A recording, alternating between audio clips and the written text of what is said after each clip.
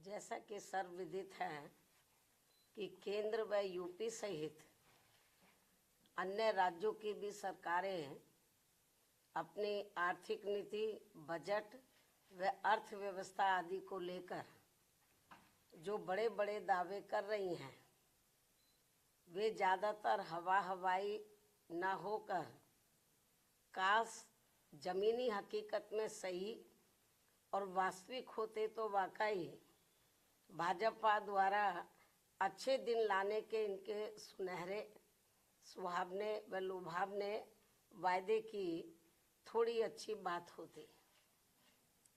किंतु दुखद है कि सरकार की अधिकतर नीतियों एवं कार्यक्रमों से जग जाहिर तौर पर कुछ मुट्ठी भर बड़े बड़े पूंजीपति व धन्ना सेठ और अधिक धनवान बन रहे हैं।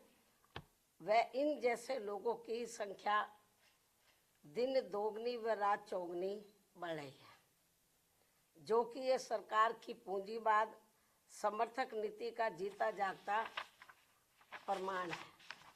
जबकि सरकारों का सही व संवैधानिक दायित्व अमीरों को और अधिक अमीर बनाने की बजाय यहाँ के दलितों, आदिवासियों, पिछड़े वर्गों व अन्य मेहनतकश समाज से संबंधित रखने वाले करीब 125 करोड़ नागरिकों की गरीबी, बेरोजगारी व हर प्रकार के इनके पिछड़ेपन को दूर करना चाहिए, ताकि इन सबका थोड़ा भला होकर इनके त्रस्त जीवन में बहुअपेक्षित व बहुप्रतीक्षित सुधार लाने की संवैधानिक मंशा पूरी हो सके।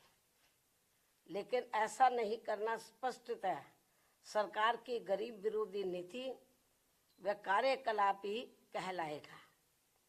और यूपी व देश के ऐसे बिगड़े हालात को लेकर हमारी चिंता स्वाभाविक तौर पर इसलिए है क्योंकि अम्बेडकरवादी सोच व चिंतन वाली पार्टी बीएसपी इन्हीं वर्गों के शोषित पीड़ित करोड़ों लोगों को अपने पैरों पर खड़ा करने के लिए अस्तित्व में आई है और परम पूज्य बाबा साहब डॉक्टर भीमराव अंबेडकर के जीवन आदर्श की तरह ही लगातार संघर्षरत भी है। तथा साथ ही उत्तर प्रदेश में 4 बार मेरे नेतृत्व में रही सरकार में सामाजिक परिवर्तन व आर्थिक मुक्ति का ऐतिहासिक सुधार जमीन पर उतार करके भी दिखाया है, जो इसका ये खास उदाहरण भी है। इसके अलावा वैसे तो यूपी को वर्तमान में जो चल रही है यूपी सरकार, यूपी को देश का ग्रोथ इंजन होने का दावा करते हुए नहीं थकती है, किंतु आबादी के हिसाब से देश के सबसे बड़े राज्य होने के बावजूद यहाँ के लोगों के जीवन की जो शिक्षा, स्वास्थ्य, सड़क, बिजली, पानी आदि बुनियादी जरूरतों को लेकर जो दुर्दशा है वह किसी से भी छिपी हुई नहीं है।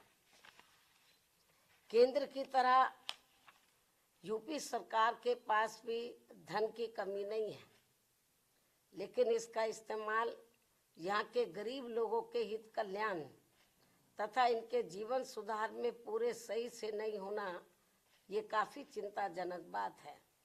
ये कांग्रेसी कृत्य है, ये तो कभी कांग्रेस के ज़माने में होता था।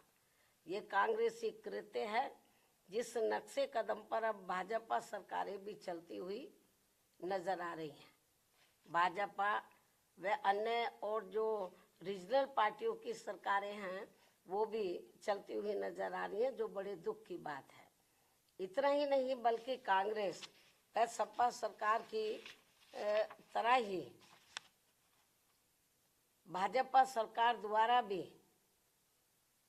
बाबा साहब डॉक्टर भीमराव अंबेडकर समग्र विकास योजना आदि जैसी महत्वपूर्ण योजनाओं को निष्क्रिय बना देने के कारण हमने जो डॉक्टर भीमराव अंबेडकर समग्र विकास योजना यूपी में शुरू की थी, तो इसको कांग्रेस और सपा की सरकार की तरह ही भाजपा सरकार द्वारा भी डॉक्टर अंबेडकर समग्र विकास, ग्राम विकास योजना आदि जैसी महत्वपूर्ण योजनाओं को निष्क्रिय बना देने के कारण अब गरीब ग्रामीण परिवारों का अपेक्षित समग्र विकास प्रभावित है।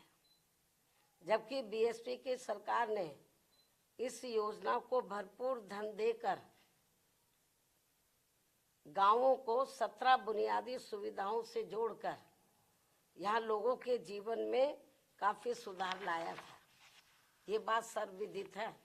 लेकिन अब आम चर्चा के मुताबिक अधिकांश सरकारों पर लोगों को बसाने से ज्यादा लोगों के घर उजाड़ने के ज्यादा आरोप हर जगह लग रहे हैं, ये भी आम चर्चा है। इसके साथ ही मध्य प्रदेश भाजपा सरकार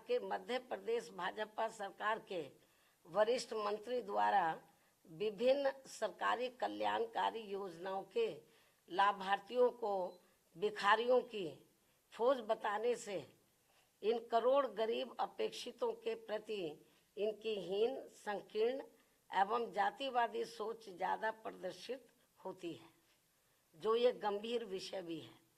क्योंकि सरकार द्वारा पहले अपनी गलत नीतियों में कार्यकलापों आदि से इन नागरिकों को महंगाई, गरीबी, बेरोजगारी, अशिक्षा, पिछड़ापन आदि की गुलाम व लाचार जिंदगी में बांधना और फिर सरकारी योजनाओं के तहत इन्हें कुछ राहत देकर अपमानित करना ये अति शर्मनाक है।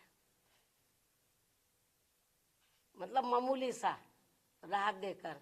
उससे भी दुखद बात यह है कि दलित, शोषित, पीड़ित गरीबों को थोड़ा सा अनाज देकर इनका वोट लेकर सरकार बनाना और सरकार बन जाने पर इनको भिखारियों की फौज बताकर इनके आत्मसम्मान व स्वाभिमान को जबरदस्त ठेस पहुंचाने वाली खुली गरीब विरोधी जातिवादी राजनीति करना ये ठीक नहीं है।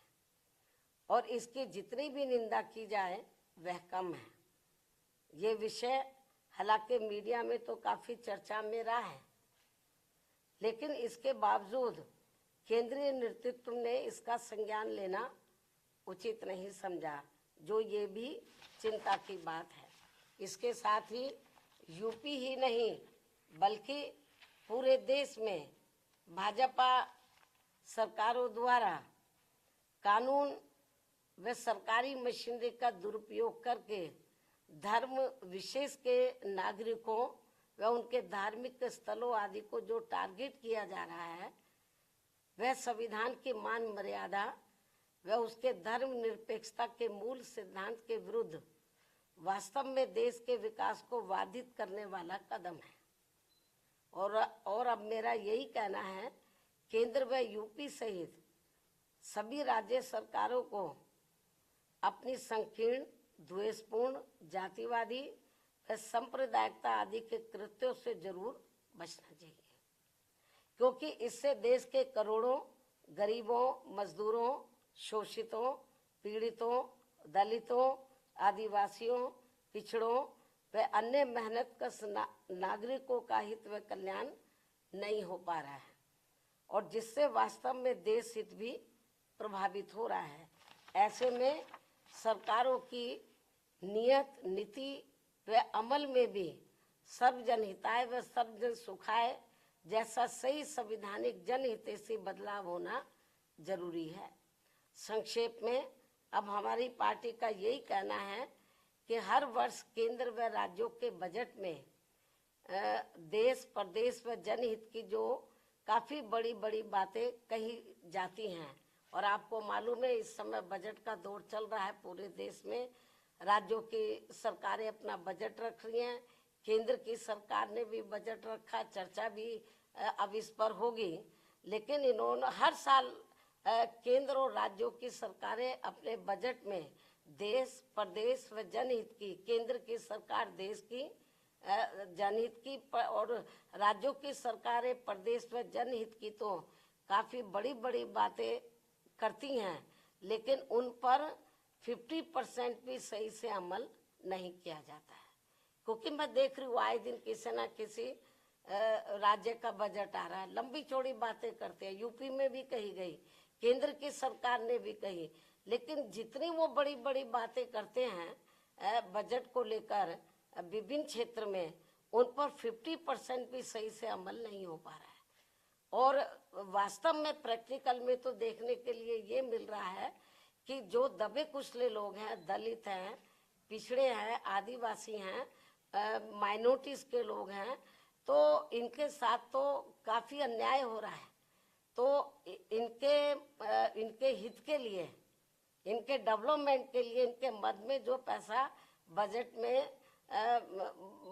में रखा जाता है कि इतना पैसा हम इनको दे रहे हैं इनके डेवलपमेंट के लिए, लेकिन वो पूरा पैसा उनके डेवलपमेंट में नहीं लगता।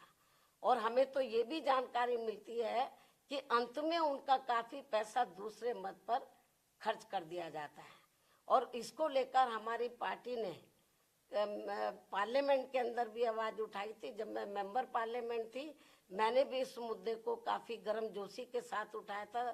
केंद्र की सरकार का ध्यान हमने इस ओर आकर्षित किया था और हमने प्रमाण दिए थे केंद्र की सरकार को, लेकिन फिर भी इस ओर ध्यान नहीं दिया गया।